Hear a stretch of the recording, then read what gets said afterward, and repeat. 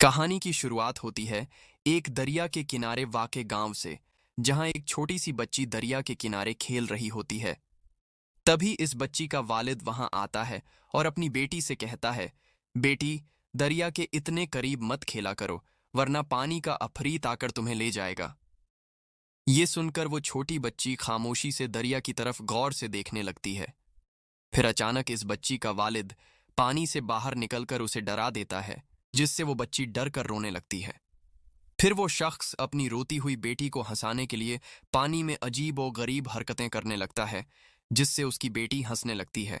लेकिन उसी दौरान कोई चीज उस शख्स को दरिया के अंदर खींच लेती है और उसे मार डालती है। फिर हमें दिखाया जाता है कि एक शख्स इस गांव में आता है जो दरिया की एक शैतानी मछली को मारकर दावा करता है कि उसने पानी की अफरीत को मार दिया है।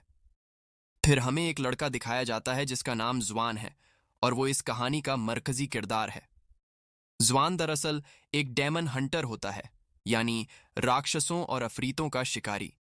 जुआन गांव वालों को समझाने की कोशिश करता है कि जिस शैतानी मछली को इस शख्स ने अभी मारा है वो असल अफरीत नहीं है, बल्कि पानी का अफरीत अब भी दरिया में मौजूद है। लेकिन गांव का कोई भी शख्स उसकी बात मानने के लिए तैयार नहीं होता, यहां तक कि उस छोटी बच्ची की मां भी नहीं, क्योंकि जुआन की शक्लो सूरत बहुत अजीब होती है। फिर वो शख्स कहता है कि ये गरीब आदमी मेरी तौहीन कर रहा है, इसलिए सज्जा के तौर पर इसे रस्सी से लटका दो। इस शख्स की बात सुनकर गांव वाले जवान को रस्सी से लटका देते हैं। फिर वो सब बेखौफ होकर दरिया में नहाने लगते हैं, क्योंकि उन्हें यकीन होता है कि पानी का अफरीत मर चुका है। लेकिन उसी दौरान जवान की नज़र कुछ फासले पर मौजूद पानी के अफरीत पर पड़ती है। वो देखता है कि पानी का अफरीत दरिया में नहाने वाले लोगों की तरफ बढ़ रहा है। तब जवान जोर से चीख कर सबको दरिया से बाहर निकलने के लिए कहता है, लेकिन कोई भी उसकी बात सुनने के लिए तैयार नहीं होता। फिर पानी का अफरीत उन लोगों पर हमला कर देता है और बहुत से लोगों को मार डालता है। जो लोग बच जाते हैं वो फौरन दरिया से बाहर निकलकर छुप जाते हैं। जवान सबको कहता है कि मुर्दा होने का ड्रामा करो, ताकि पानी का अफरीत तुम्हें कुछ न करे। जवान गांव वालों की मदद करना चाहता था, क्योंकि वो एक डेमन हंटर था, लेकिन उसका दिल बहुत नरम था। इस बार सब लोग जवान की बात मान लेते हैं। लेकिन फिर वही छोटी बच्ची अपनी मां की तरफ दौड़ने लगती है, मगर पानी का अफरीत उसे पकड़ लेता है। इस बच्ची की मां और गांव के कुछ लोग उसे बचाने की कोशिश करते हैं, लेकिन इसके बावजूद पानी का अफरीत इस बच्ची को खा जाता है। पानी के अफरीत को मारने के लिए इस बच्ची की मां दरिया में छलांग लगा देती है, लेकिन पानी का अफरीत उसे भी मार डालता है। फिर पानी का अफरीत एक और बच्चे को मारने की कोशिश करता है, लेकिन जवान उस बच्चे को बचा लेता है। फिर गांव के कुछ लोग और एक ताकतवर औरत पानी के अफरीत को दरिया से बाहर निकालने में कामयाब हो जाते हैं। उसके बाद पानी का अफरीत इंसानी शक्ल इख्तियार कर लेता है। जवान बुद्ध के मंत्र पढ़कर पानी के अफरीत को काबू करने की कोशिश करता है, लेकिन पानी का अफरीत उसके काबू से बाहर हो जाता है और जवान पर हमला कर देता है। फिर वहां एक लड़की आती है जिसका नाम दुआन होता है, और वो भी जवान की तरह एक डेमन हंटर होती है। लेकिन वो जवान की तरह नरम दिल नहीं होती, क्योंकि वो किसी पर रहम नहीं करती थी और हर अफरीत को कैद कर देती थी। फिर दुआन पानी के अफरीत को बुरी तरह शिकस्त देती है और अपने जादू की मदद से उसे पानी के अफरीत की एक छोटी सी गुड़िया में तब्दील कर देती है। ये देखकर गांव के सब लोग दुआन का शुक्रिया अदा करते हैं। फिर दुआन जवान से पूछती है कि तुम कौन हो, जिस पर जवान अपना तारुफ करवाते हुए कहता है कि मैं भी एक डेमन हंटर हूं। फिर वो दुआन को बुद्ध के मंत्रों वाली किताब भी दिखाता है। ये देखकर दुआन हंसने लगती है और जवान को अपना जादुई कंगन दिखाती है। फिर दुआन वहां से चली जाती है। उसके बाद जवान अपने उस्ताद के पास आता है और उसे पानी के अफरीत के बारे में बताता है, लेकिन जवान के उस्ताद को पहले ही सब कुछ मालूम होता है। फिर जवान का उस्ताद उसे बताता है कि एक वक्त था जब पानी के अफरीत का दिल बहुत अच्छा था। फिर एक दिन पानी के अफरीत ने दरिया में डूबते हुए एक बच्चे की जान बचाई थी, लेकिन लोगों ने समझा कि पानी का अफरीत उस बच्चे को पकड़ने आया है। इसलिए गांव वालों ने पानी के अफरीत को मारकर उसकी लाश दरिया में फेंक दी, और उसी दिन के बाद वो एक गुस्से से भरा हुआ पानी का अफरीत बन गया। जवान अपने उस्ताद से पूछता है कि क्या बुद्ध के ये मंत्र वाकई इतने ताकतवर हैं, जिस पर उस्ताद कहता है कि हाँ, ये बहुत ताकतवर हैं, क्योंकि इनकी मदद से किसी भी अफरीत के दिल को दोबारा नेक बनाया जा सकता है। जवान कहता है कि मैं भी दूसरे डेमन हंटर्स की तरह अफरीतों को मारना चाहता हूँ, लेकिन जवान का उस्ताद उसे ऐसा करने से मना कर देता है और वो कहते हैं कि किसी को मार देना किसी मसले का हल नहीं है। असल में बुद्ध की नज़्में ही किसी भी शैतान को दोबारा नेक दिल बनाने का बेहतरीन तरीका है। उसके बाद हमें एक मियाँ बीवी दिखाई देते हैं जो जंगल में मौजूद एक रेस्टोरेंट में आते हैं। लेकिन जैसे ही वो रेस्टोरेंट के अंदर दाखिल होते हैं, रेस्टोरेंट का दरवाजा खुद ब खुद बंद हो जाता है। उन दोनों के अलावा वहां और कोई मौजूद नहीं था। फिर एक वेटर उनके पास आता है और उन्हें अपने रेस्टोरेंट के भुने हुए सूअर दिखाता है जो देखने में बहुत मजेदार लग रहे थे। फिर वो दोनों खाना शुरू करते हैं और उन्हें वो खाना बहुत मजेदार लगता है, जिसके बाद वो बावर्ची की तारीफ करते हैं। फिर उस खाने का मालिक उनके सामने आता है। लड़की उस रेस्टोरेंट के मालिक से पूछती है कि आप इतना मजेदार खाना कैसे बनाते हैं। तब रेस्टोरेंट का मालिक अपनी असली खौफनाक शक्ल उन्हें दिखाता है। ये देखकर वो फौरन समझ जाते हैं कि ये शख्स एक शैतान है। फिर वो शैतान उन दोनों को मारने की कोशिश करता है। वो दोनों वहां से भागने लगते हैं और अचानक उनकी नजर उन भुने हुए सूअरों पर पड़ती है। तब वो देखते हैं कि उन सूअरों के अंदर इंसानों की भुनी हुई लाशें मौजूद हैं। ये खौफनाक मंजर देखकर उनके होश उड़ जाते हैं। फिर रेस्टोरेंट का मालिक शैतान उन दोनों को मार देता है। उसके बाद हम देखते हैं कि जवान भी उसी रेस्टोरेंट में आता है। फिर एक लड़की जवान का इस्तकबाल करती है। वो जवान से कहती है कि उम्मीद है आपको हमारे रेस्टोरेंट की सबसे खास डिश यानी भुना हुआ सूअर जरूर पसंद आएगा। चूंकि जवान एक शैतानों का शिकारी था, इसलिए वो वहां की हकीकत देख सकता था। उसे गाहकों की जगह मरे हुए लोगों की लाशें नजर आ रही थीं और भुने हुए सूअरों के अंदर भी उसे इंसानों की लाशें दिखाई दे रही थीं। तब जवान उस लड़की से कहता है कि अब बस करो, तुम्हारा खेल खत्म हो चुका है। मैं जानता हूं कि तुम एक शैतान हो। यह सुनकर वो लड़की जवान को मारने की कोशिश करती है, लेकिन उसी वक्त दुवान वहां आ जाती है और अपने जादुई कंगन की मदद से एक एक करके तमाम शैतानों को मार देती है। उसके बाद रेस्टोरेंट का मालिक भी वहां आ जाता है और दुवान उसकी खूब पिटाई करती है। यहां हमें पता चलता है कि रेस्टोरेंट का मालिक दरअसल सूर शैतान था। दुवान सूर शैतान के दोनों हाथ पकड़ लेती है और जवान से कहती है कि इस सूर शैतान को जज्ब करो। जवान भी ऐसा ही करता है और सूर शैतान को जज्ब करने की कोशिश करता है। बाद में दुवान उस सूर शैतान को अपनी तरफ खींच लेती है और अपने जादुई लिबास की मदद से उसे एक गुड़िया में तब्दील करने की कोशिश करती है। लेकिन सूर शैतान काबू में नहीं आता। फिर वो अपनी असली शक्ल में आ जाता है। तब जवान और दुवान को अपनी जान बचाने के लिए वहां से भागना पड़ता है। अब दुवान जवान से मोहब्बत करने लगी थी और वो उसके करीब आने की कोशिश करती है, लेकिन जवान वहां से चला जाता है। उसके बाद जवान अपने उस्ताद से मिलता है और गुज़िश्ता रात पेश आने वाला सारा वाकया उन्हें बताता है, जिस पर जवान के उस्ताद कहते हैं कि हाँ, मैं जानता हूं कि वो सूर शैतान है और वो भी पहले एक नेक दिल इंसान था, लेकिन उसकी बीवी ने उससे बेवफाई की, जिसके बाद वो भी सूर शैतान बन गया। लेकिन अगर तुम उस सूर शैतान को दोबारा नेक दिल बनाना चाहते हो तो तुम्हें सबसे बड़े शैतान से मिलना होगा जो सबसे ज्यादा ताकतवर है। तब जवान पूछता है कि वो कौन सा शैतान है, जिस पर उस्ताद जवाब देते हैं कि सबसे बड़ा और ताकतवर शैतान मंकी किंग है, जिसे बुद्ध ने 500 साल से पहाड़ों में मौजूद एक गार में कैद कर रखा है। जवान पूछता है क्या वाकई मंकी किंग वहां रहता है। तब उस्ताद जवान को उन पहाड़ों का रास्ता बताते हैं जहां बुद्ध का एक बहुत बड़ा मुजस्समा मौजूद है और उसके साथ वाली एक छोटी गार में मंकी किंग कैद है। जवान के उस्ताद उसे ये भी बताते हैं कि मंकी किंग बहुत ज्यादा ताकतवर और बेहद चालाक है, इसलिए बहुत एहतियात से जाना और उसकी किसी चाल में मत फंसना। उसके बाद जवान अपने सफर पर रवाना हो जाता है, लेकिन रास्ते में वो एक जाल में फंस जाता है।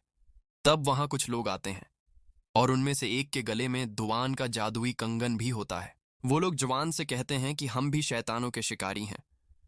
उन लोगों ने दुवान को भी जवान के साथ कैद कर लिया होता है। तब दुवान उनसे कहती है कि जवान मेरा शौहर है और हम दोनों शैतानों के शिकारी नहीं हैं, हमें यहां से जाने दो। दुवान की बात की तस्दीक करने के लिए वो लोग जवान से भी पूछते हैं कि क्या तुम दोनों वाकई मियाँ बीवी हो। वो जवान से कहते हैं कि तुम भी बताओ कि तुम दोनों मियाँ बीवी हो। तब दुवान जवान से कहती है कि जल्दी बताओ कि हम दोनों मियाँ बीवी हैं और ये बात साबित करो, क्योंकि अगर हमने ऐसा साबित न किया तो ये लोग हमें मार डालेंगे। फिर दुवान सबके सामने जवान पर जबरदस्ती करने की कोशिश करती है और यहीं दुवान की हकीकत सामने आ जाती है। असल में वहां मौजूद तमाम लोग दुवान के ही साथी थे और दुवान ने यह सारा ड्रामा सिर्फ जवान के करीब आने के लिए किया था, क्योंकि वो जवान से मोहब्बत करती थी। लेकिन जब जवान को पता चलता है कि दुवान ने उसके साथ ड्रामा किया है, तब वो गुस्से में वहां से जाने लगता है। लेकिन दुवान अपने साथियों से कहकर जवान को दोबारा कैद करवा देती है। फिर दुवान अपने एक साथी से पूछती है कि मैं क्या करूं ताकि जवान भी मुझसे मोहब्बत करने लगे। तब दुवान का साथी उससे कहता है कि मेरी बात गौर से सुनो, मैं जो भी करूं तुम्हें भी बिल्कुल वैसा ही करना है। फिर दुवान जवान के पास जाती है और दुवान का साथी अपने हाथ हिलाना शुरू कर देता है। तब दुवान भी बिल्कुल वैसा ही करती है जैसा उसका साथी कर रहा होता है। दुवान सोचती है कि अगर वो ऐसा करेगी तो जवान उससे मोहब्बत करने लगेगा, लेकिन ऐसा कुछ भी नहीं होता। दुवान को यह मालूम नहीं था कि वो उल्टा जवान को तकलीफ दे रही है। तब उसे वहां किसी की सांसों की आवाज महसूस होती है। वो देखती है कि वहां एक बहुत बड़ा शैतान मौजूद है। दुवान फौरन अपने साथियों से कहती है कि जल्दी गाड़ी से भागो।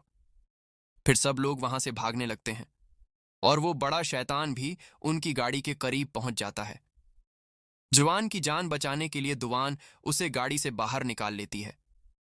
तब वो बड़ा शैतान उनकी गाड़ी पर हमला करके उसे मुकम्मल तौर पर तबाह कर देता है। फिर जवान दुवान के पास आता है। वो देखता है कि दुवान बेहोश पड़ी है, इसलिए वो उसे संभाल लेता है। तब दुवान अचानक हंसने लगती है और जवान से कहती है कि अब तो तुम मान गए हो ना कि तुम मुझसे मोहब्बत करते हो। ये सुनकर जवान दुवान से कहता है कि नहीं, मैं तुमसे मोहब्बत नहीं करता। तब वहां मजीद 3 शैतानों के शिकारी आ जाते हैं।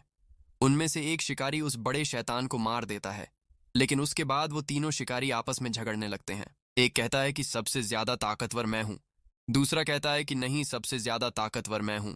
जवान उन्हें समझाने की कोशिश करता है कि तुम सब शैतानों के शिकारी हो, तुम्हें आपस में नहीं लड़ना चाहिए, बल्कि एक होकर शैतानों का मुकाबला करना चाहिए। लेकिन तब एक शिकारी जवान को गरीब कहकर उसका मजाक उड़ाता है और दुवान आकर जवान का साथ देती है। तब जवान गुस्से में दुवान से कहता है कि तुम मुझे परेशान कर रही हो, तुम मुझे मेरे मकसद से भटका रही हो। मेरी जिंदगी का एक मकसद है, इसलिए मेरी जिंदगी से चली जाओ। ये सुनकर दुवान गुस्से में जवान की बुद्ध की नज़मों वाली किताब फाड़ देती है, लेकिन जवान इस बात पर ज्यादा तवज्जो नहीं देता और वहां से चला जाता है। आखिरकार जवान उन पहाड़ों तक पहुंच जाता है, लेकिन उसे वहां बुद्ध का बड़ा मुजस्समा कहीं नजर नहीं आता। तब जवान आंखें बंद करके बुद्ध के मुजस्समे के बारे में सोचने लगता है। फिर उसे एहसास होता है कि बुद्ध का मुजस्समा यहीं मौजूद है और वो उसे अपनी आंखों से देख लेता है। जवान वहां पहुंचकर मंकी किंग की गार ढूंढ लेता है। फिर जवान मंकी किंग से मिलता है और उससे पूछता है कि सूअर शैतान को दोबारा नेक दिल कैसे बनाया जा सकता है। मंकी किंग उससे कहता है कि किसी खूबसूरत लड़की को इस्तेमाल करो और सूअर शैतान को यहां ले आओ। उसके बाद मैं उस सूअर शैतान को दोबारा नेक दिल बना दूंगा। तब दुवान वहां पहुंच जाती है और जवान उससे पूछता है कि तुम यहां क्या कर रही हो। दुवान जवाब देती है कि मुझसे इतने सवाल मत करो, मुझे मालूम है कि इस वक्त तुम्हें एक खूबसूरत लड़की की जरूरत है और शायद मैं तुम्हारी मदद कर सकती हूँ। फिर दुवान उनकी मदद करती है और सूअर शैतान वहां आ जाता है। वो सूअर शैतान उन सबको मारने की कोशिश करता है। तब मंकी किंग गार के अंदर से सूअर शैतान को अपनी तरफ बुलाता है और उसे अपनी ताकत से गार के अंदर खींच लेता है। फिर दुवान और जवान गार के अंदर जाते हैं और देखते हैं कि सूअर शैतान अब एक छोटा सा सूअर बन चुका है। फिर दुवान अपने जादुई लिबास की मदद से उसे सूअर की एक गुड़िया में तब्दील कर देती है और वो गुड़िया जवान को दे देती है। उसके बाद दुवान अपने जादुई कंगन से एक अंगूठी बनाती है और वो जवान को पहना देती है। लेकिन जवान एक पत्थर उठाकर अपनी उंगली तोड़ने की कोशिश करता है ताकि अंगूठी उतार सके। ये देखकर दुवान खुद ही अपनी जादुई अंगूठी जवान की उंगली से उतार लेती है। फिर वो जवान को उसकी बुद्ध की नज़मों वाली किताब वापस देते हुए कहती है, मुझे पढ़ना नहीं आता, इसीलिए ये किताब जोड़ने में मुझे 3 दिन लग गए, और अगर मेरी किसी बात से तुम्हें तकलीफ पहुंची हो तो मुझे माफ कर देना। ये कहकर दुवान वहां से चली जाती है। फिर जवान भी वहां से रवाना हो जाता है। लेकिन उसी वक्त घर के अंदर से मंकी किंग की आवाज आती है। वो जवान से पूछता है, क्या आज चांदनी रात है? जवान जवाब देता है, हाँ, आज चांदनी रात है। तब मंकी किंग कहता है कि मुझे चांद नजर नहीं आ रहा, क्योंकि इस घर पर लिपटा हुआ ये फूल चांद की रोशनी अंदर आने नहीं देता। ये सुनकर जवान उस फूल को तोड़कर फेंक देता है और जैसे ही वो ऐसा करता है, वहां मौजूद तमाम फूल जलने लगते हैं। असल में ज्वान ने जो फूल अभी तोड़ा था, उसी फूल की ताकत ने अब तक मंकी किंग को इस गहार में कैद कर रखा था। लेकिन ज्वान अनजाने में मंकी किंग की चाल में फंस गया और उसने वो फूल तोड़ दिया। और इसी वजह से मंकी किंग बुद्ध की कैद से आजाद हो जाता है। फिर मंकी किंग अपनी असली शक्ल में आ जाता है। वो बाहर आकर कहता है कि अब मैं मुकम्मल तौर पर आजाद हूं और अब बुद्ध भी मेरा कुछ नहीं बिगाड़ सकता। इस पर ज्वान कहता है, नहीं, तुम गलत हो, बुद्ध अब भी मौजूद हैं। ये कहकर ज्वान बुद्ध के बारे में सोचने लगता है। तब मंकी किंग ज्वान के बाल पकड़कर उसे अपनी तरफ खींच लेता है और कहता है कि बुद्ध भी झूठे हैं और तुम्हारा बुद्ध पर यकीन भी गलत है, क्योंकि बुद्ध यहां आकर तुम्हें नहीं बचा सकते। उसी दौरान वो तीनों शैतानों के शिकारी भी वहां पहुंच जाते हैं और वो भी मंकी किंग को मारने की कोशिश करते हैं। लेकिन मंकी किंग बहुत ज्यादा ताकतवर था, इसीलिए वो उन तीनों शैतानों के शिकारियों को मार देता है और अब वो जुआन को मारने की कोशिश करता है। लेकिन उसी वक्त दुआन वहां आ जाती है। चूंकि मंकी किंग सबसे ज्यादा ताकतवर था, इसलिए वो दुआन को भी मार देता है।